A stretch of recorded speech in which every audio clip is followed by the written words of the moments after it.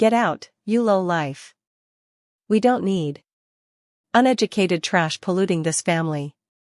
That's what my father screamed, veins bulging, voice cracking as he pointed to the door like I was filth. My mother stood behind him, arms crossed, nodding. No hesitation, no remorse. My name is Camille, and from wherever you're watching this, stay with me. Has your own blood ever spat on your dreams? Only to beg at the feet of the future they never believed you'd build. It was supposed to be a casual dinner, a rare visit back home just to check in, but it turned into a firing squad. I was sitting at the table still in my jeans and sandals trying to explain what I'd been working on. Tech ventures, real estate partnerships, startup equity plays.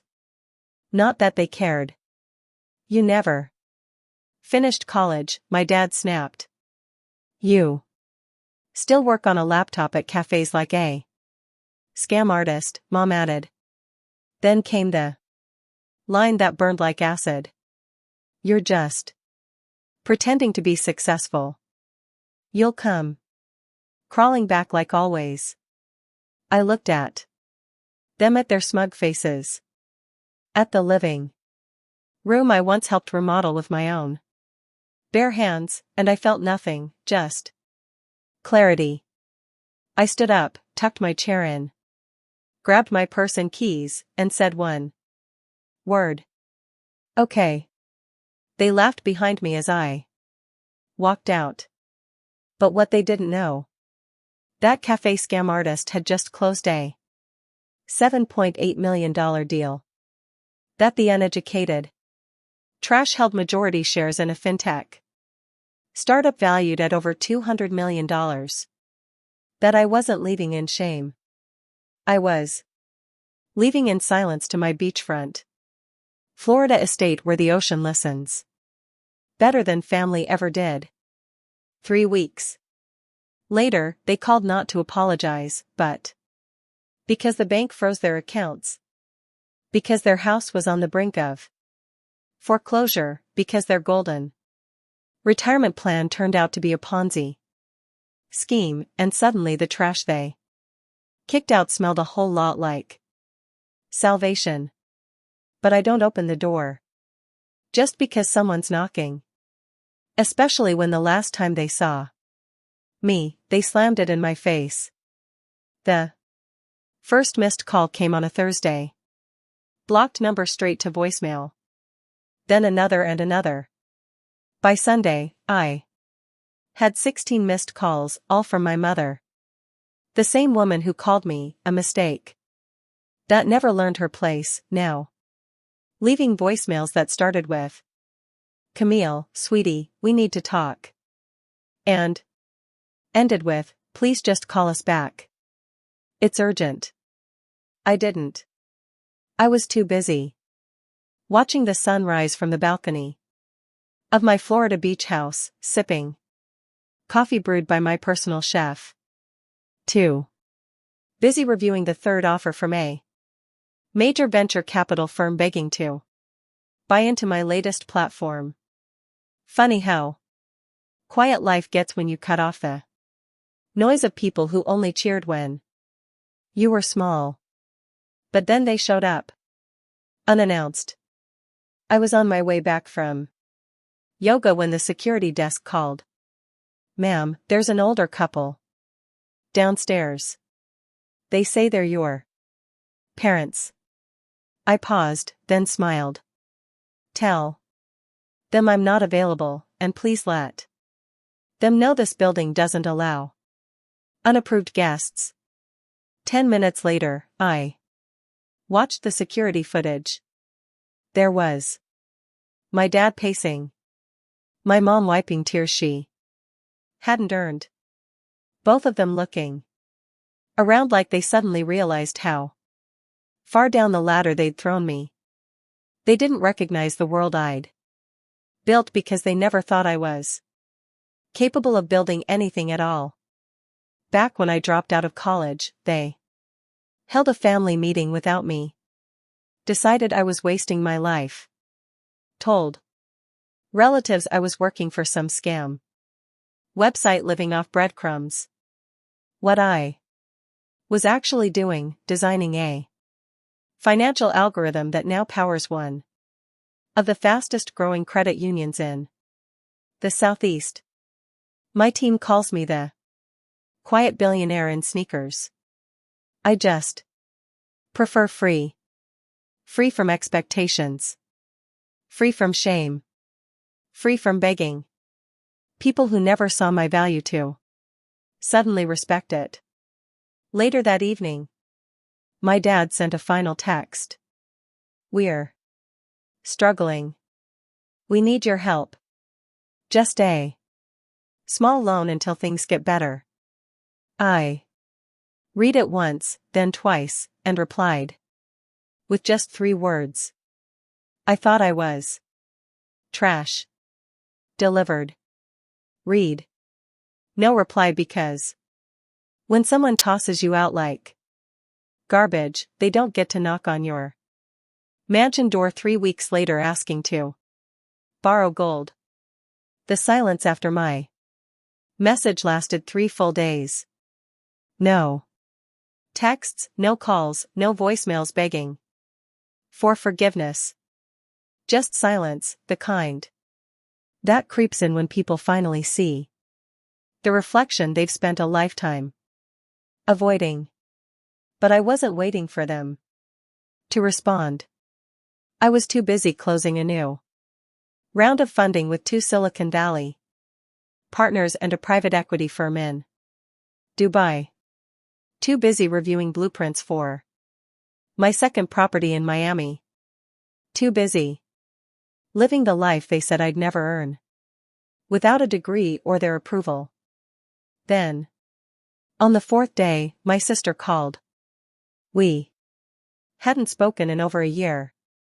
Not since she mocked me at Thanksgiving dinner for chasing internet money while holding a glass of wine I paid for. Camille, she said, voice softer than I'd ever heard it. They're not okay. Dad's had 2 panic attacks. Mom hasn't been eating. I think they realized they went too far. I didn't say anything, she continued. Look, I'm not asking you to forget. Just help them stay afloat. They're scared. I finally spoke. Do you remember what Mom called me? What Dad yelled in my face? There was a long pause. She whispered, yes. Then let me ask you this, I said, my voice calm. If they had never fallen, would they have ever reached out? She didn't answer because we both knew the truth. They didn't miss me. They missed the idea of me. The one who never said no. The one who quietly paid their bills. The one who showed up with flowers after being told she was unworthy. But that girl, she's gone. And in her place stands a woman who wears peace like a crown, who doesn't explain success to people who can't spell respect. Later that night, I drafted an email. Professional, clear, final to Mom and Dad.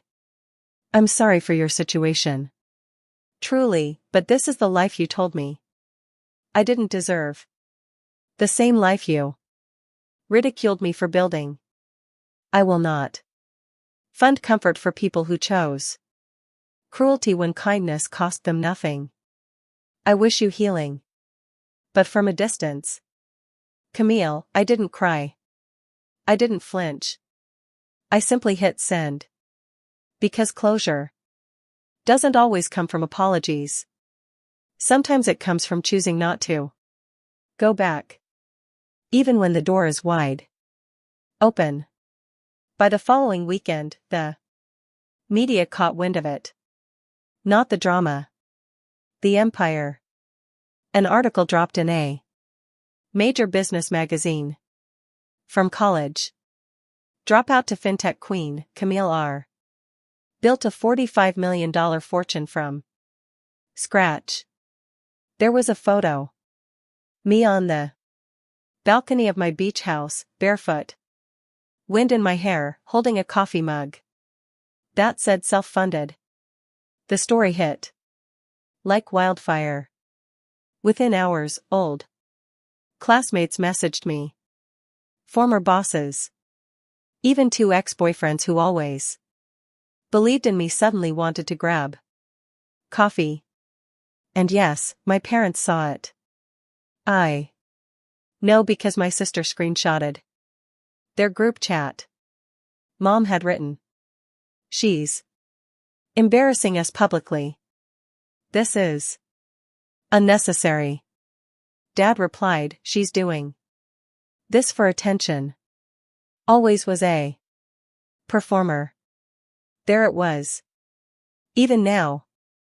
After all their cruelty, after seeing the world applaud the daughter, they tossed aside. They couldn't bring themselves to say one word. Proud. But I didn't need it anymore because the world didn't validate me. I validated me. That Sunday evening, I hosted a small celebration. Just 10 people. Investors who bet on me when others laughed. Friends who stayed when families slammed doors. We toasted to building something real. To outgrowing the rooms we were told we'd never leave. To surviving the guilt that so many daughters carry when they succeed without permission. And as the sun dipped below the horizon, someone asked, "Camille, would you ever forgive them?" I paused. Not because I didn't know the answer, but because it deserved to be said slowly. I already have, I said. But forgiveness doesn't mean access. They all nodded because they understood. Forgiveness is mine to give. Re-entry is not. Later that night, I got a new text. Blocked number, no name, just this. We saw the article. Can we come see you? I didn't reply because they didn't want to see me. They wanted to stand beside the success they never believed in. And I had no room at this table for people who laughed while I built it. Monday morning, my lawyer called. "Camille, we've been contacted by your parents' financial advisor there, asking if you consider a loan to help cover their property taxes. Apparently, they're about 6 months behind." I let the silence hang. Then I said calmly, "Send them my rates. Business only." He chuckled at first, thinking I was joking. But when he realized I wasn't, his tone shifted. Understood. Because this was no longer a family matter. This was business. And they taught me long ago the hard way that when you're not respected as a daughter, don't offer love like one. I wasn't cold. I was clear. The same clarity they had when they called me uneducated trash. The same clarity Dad had when he pointed to the door and said, "Get out." Now the door was locked, the doormat gone. And the threshold guarded by the value they never saw in me. That week they tried a different angle. My aunt reached out. She said, "Camille, honey, I know they were harsh, but they're old school. They didn't mean it like that. But they did. Every word, every insult. Every look of shame when I said I wasn't Going back to college, every eye roll. When I mentioned I was coding. I remember once Dad told a neighbor I just as internet stuff. Probably a glorified receptionist. That receptionist now owned 2 corporations, 12 rental units, and 4 trademarks. And the trash they threw out now had trash bins worth more than their mortgage. Still, I told my aunt politely, I've forgiven them, but I'm not responsible for them. And that was the real line in the sand. Because people like them, they confuse access with love. They think being family means I owe them support even after they offered none to me. But my support isn't free. It's earned. And they never made the down payment. Instead, I made one on a second beach house in Destin, fully furnished, ocean view, paid in cash. Because while they clung to pride, I invested in peace. And peace, it never calls you low life. It never kicks you out. Peace welcomes you in only if you remember who you had to become to afford it. By Friday, the desperation turned performative. A handwritten letter arrived in a padded envelope. No return address, but I knew the handwriting immediately. My mother's curvy, careful, and always 2 sizes too big. It began with, Camille, we made mistakes. We just wanted better for you. And spiraled quickly into emotional landmines. We were scared. We didn't understand your choices. You used to need us. We weren't ready to need you. Can't we just start over? No mention of the words they used, no ownership of the damage, just soft nostalgia and veiled guilt.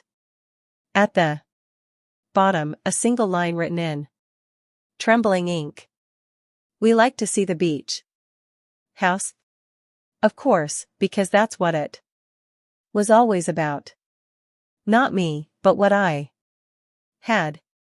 Not love, but proximity to the life they never believed I could build.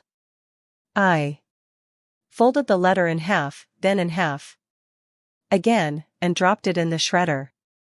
Because here's what they didn't understand.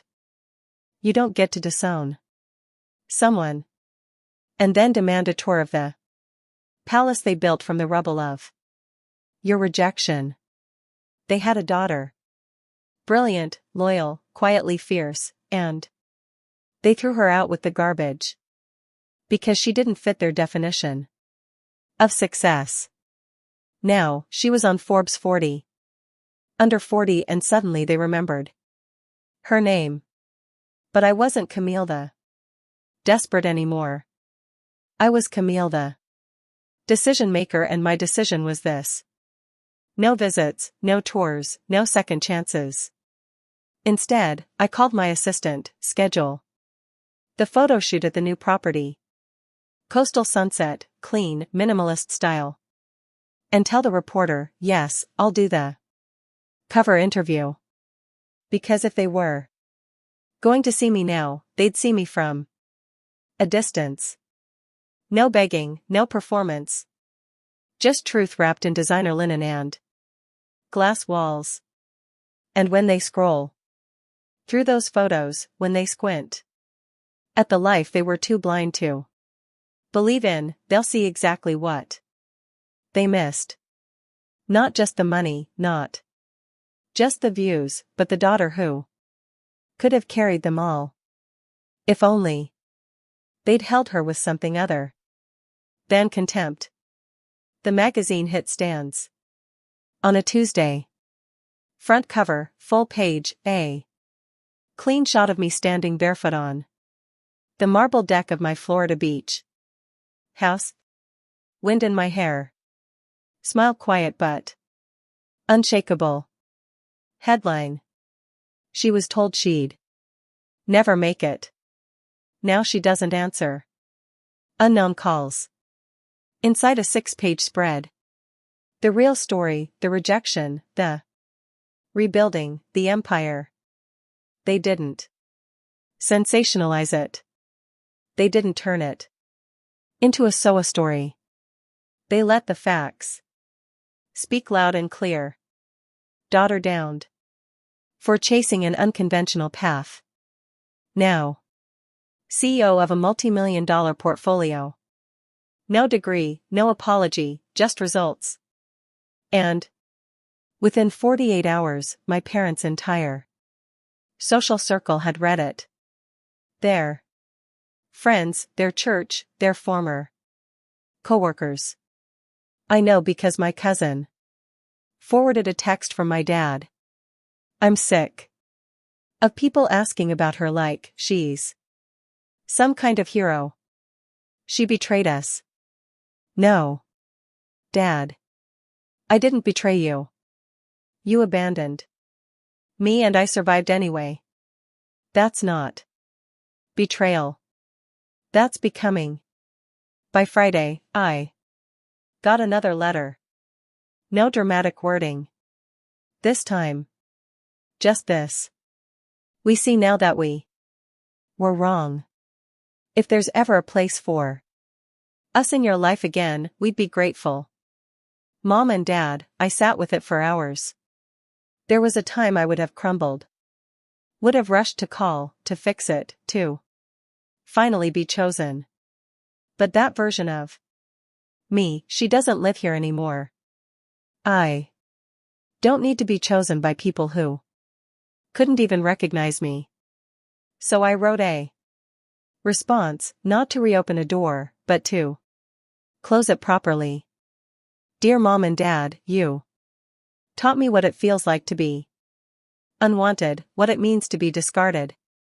And in doing so, you taught me to build something no one could take from me.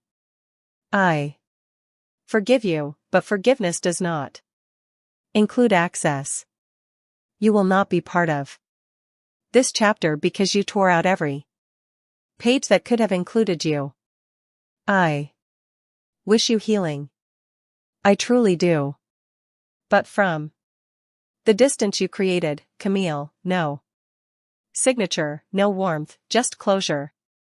Clean, earned, and absolute. Because some families are assigned, but the real ones, you build them from respect, from truth. From people who clap when you rise, even if they had to watch you do it without them. It's been 6 months.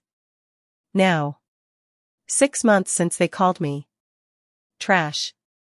6 months since I walked out of that house with nothing but a purse, a quiet okay, and a spine they didn't think I had. And in those 6 months, I've opened 2 new companies, invested in 5 women-led startups, built a scholarship fund for girls like me. Brilliant, overlooked, and uninvited to the table. And most days I wake up to waves, to peace, to space, the kind they tried to shrink me out of. The requests have stopped. No more letters, no more voicemails, just silence. And that silence, it doesn't ache anymore. It sings because I stopped chasing their version of love the day I realized it was conditional. As long as I obeyed, as long as I stayed small, as long as I never outgrew the story they wrote for me, but I outgrew it, I rewrote it. And now I don't need their seats at the table. I built my own hall with high ceilings, wide windows, and room only for those who saw me before the glow up. People ask sometimes if I regret cutting them off. If I ever feel lonely, here's what I say. Loneliness is living in a house where your voice doesn't matter. Peace is waking up in your own home, built with your own hands, where every Corner whispers, you did this. So, no. I don't regret leaving. They kicked me out thinking they were breaking me. What? They didn't know, they were setting me free. And if they ever drive by this house, this quiet palace of soft light and louder legacy, they'll know that the daughter they once dismissed as a failure turned out to be the architect of everything they needed and everything they'll never have again.